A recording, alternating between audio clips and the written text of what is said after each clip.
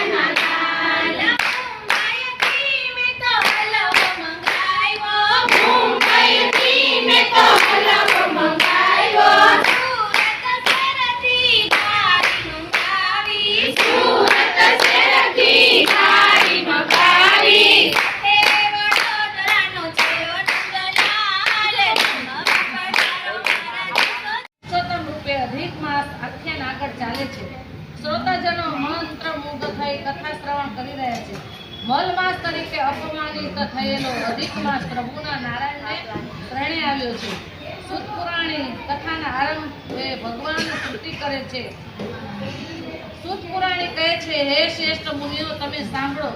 ભક્તવત્સલ્ય ભગવાન નારાયણ નારદજીને કહેવા લાગ્યા કે હું તે સમયે મારા રત્ન જડિત સિંહાસન ઉપર વિરાજમાન થઈ વૈકુંઠમાં હતો. મારા ચરણમાં નતમસ્તકે બેઠેલા અધિક માસને નિહાળી મારું અંતર્મન દ્રવ્ય ઉઠ્યું.